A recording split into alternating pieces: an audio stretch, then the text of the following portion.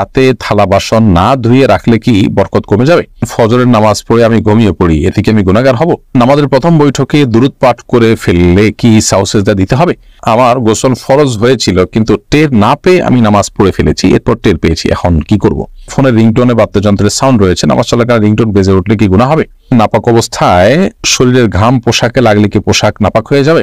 অজু থাকা অবস্থায় কোনো ভিডিও বা পিকচার দেখলে অজু ভাঙবে কিনা? জন্মবারে হাতের নখ চুল কাটা যাবে না, এই কথাটা কতটুকু শরীয়ত সম্মত? অজু করে বাচ্চাকে বেস্ট ফিডিং করালে কি অজু ভেঙে যাবে? বিয়ের অনুষ্ঠানের জন্য গরু কিনেছি, সেই গরুতে সন্তানের আকিকার নিয়ত ও একসাথে করা যাবে কিনা? চলুন তাহলে আমরা প্রশ্নোত্তর যে আমাদের মূল পর্ব সেখানে আমরা প্রবেশ করি। সোহেলদা আপনি লিখেছেন, জন্মবারে হাতের নখ চুল কাটা যাবে না, এই কথাটা কতটুকু শরীয়ত সম্মত? নিছক কুসংস্কার, এর কোনো ভিত্তি শরীয়তে নেই।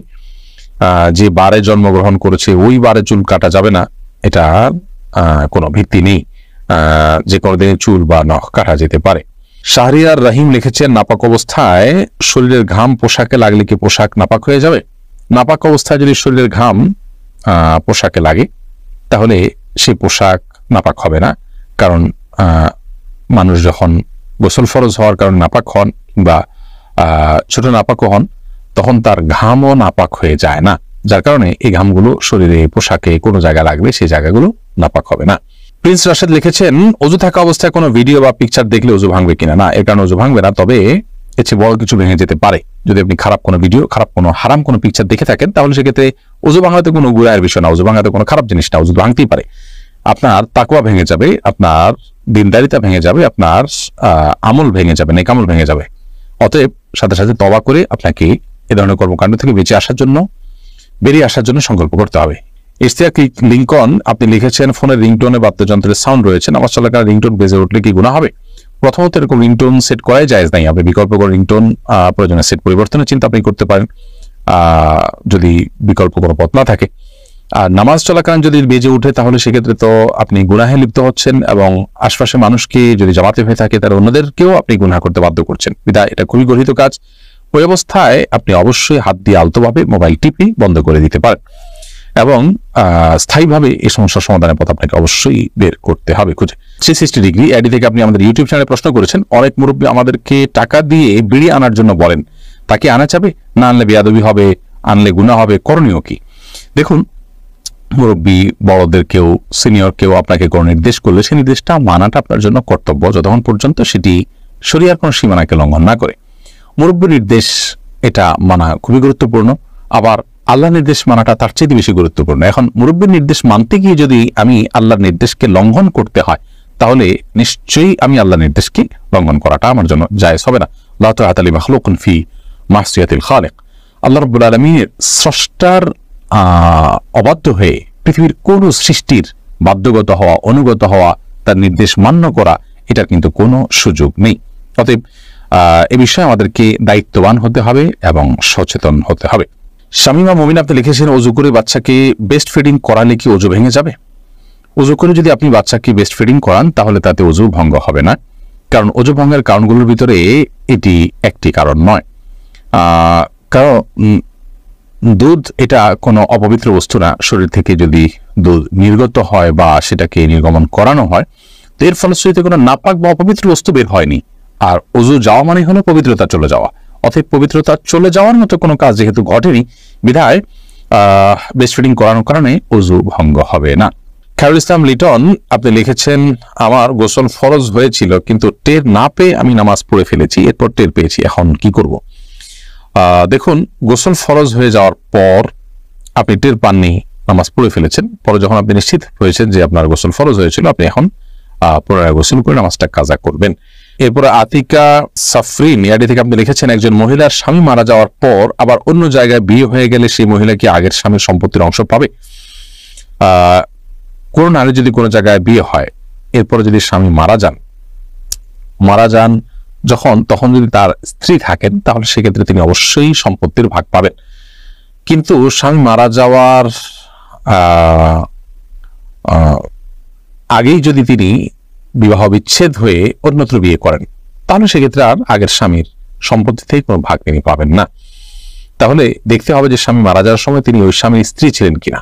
যদি স্ত্রী থেকে থাকেন ওই অবস্থায় তাহলে স্বামী মারা গেলে অবশ্যই সে স্বামীর সম্পত্তিতে স্ত্রীর ভাগ থাকবে, তবে সেটি ভ্যারি করবে। যদি সন্তান থাকে তাহলে ভাগটা একরকম হবে, না সন্তান না থাকলে ভাগটা আরেক রকম হবে। সন্তান থাকলে কিছুটা কম পাবেন, আর সন্তান না থাকলে সেক্ষেত্রে কিছুটা বেশি পাবেন মৃত ব্যক্তির। মোতালেব আপনি লিখেছেন, বিয়ের অনুষ্ঠানের জন্য গরু কিনেছি, সেই গরুতে সন্তানের আকিকার নিয়ত ও একসাথে করা যাবে কিনা? বিয়ের অনুষ্ঠানের জন্য গরু কিনেছেন, গরুর গোশত সংগ্রহ করবেন, পাশাপাশি সেখানে আকিকার নিয়ত করবেন, এটা অবশ্যই শুদ্ধ হবে না। আকিকা এবং আপনার গোশত খাওয়া এই দুইটাকে এক পশুর মধ্যে আপনি একত্র করাটা সঠিক হবে না।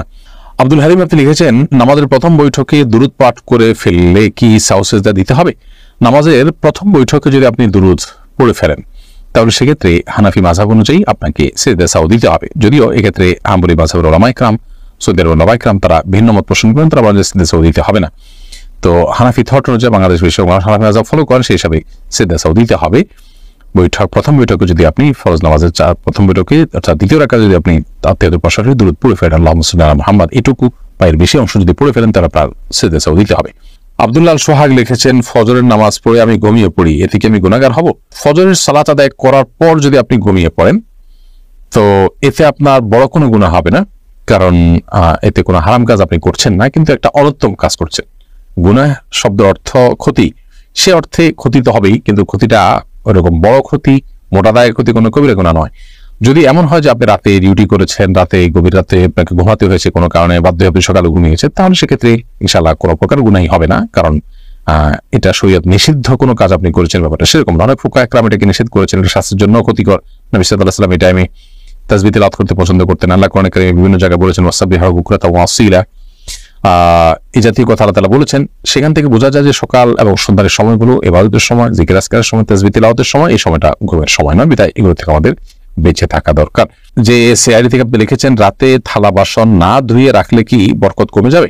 রাতে থালা বাসন না ধুলে বরকত কমে যায় এরকম কোনো কথা কোরআনে কোথাও বলা হয়নি। প্রচুর পরিমাণে কুসংস্কার আমাদের সমাজে আছে, এটি সেরকম একটি বিষয়।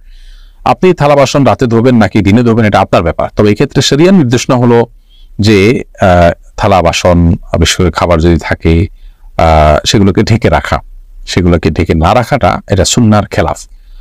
আমরা যখন ঘুমিয়ে পড়ি অনেক সময় জিনরা বিচরণ করে এবং নানামুখী অসুবিধা তৈরি হয়। সবচেয়ে বড় কথা হলো যে আজকাল আমরা তেলাপোকা, তারপর টিকটিকি, নানা রকমের প্রাণী বিচরণের কথা আমরা জানি। এগুলো আমাদের অজান্তে বিচরণ করবে, সেগুলো আমাদের স্বাস্থ্যের জন্য ক্ষতির কারণ হতে পারে। এই জন্য সেগুলোকে ঢেকে রাখা অথবা উপর করে রাখা সেটা হলো গুরুত্বপূর্ণ বিষয়। আমি ধোয়ার বিষয়টা এখন ধোবো, আমার থালা বাসনটা নাকি আমি কালকে সকালে ধোবো সেটা একান্তই আমার ব্যাপার। এক্ষেত্রে শরীয়ত আমাকে কোনো বাধ্যবাধকতা দেয়নি। তবে এটা ঠিক যে যত পরিচ্ছন্ন থাকা যায় ততই ভালো, যত সময়ের কাজ সময় করে ফেলা যায় ততই ভালো।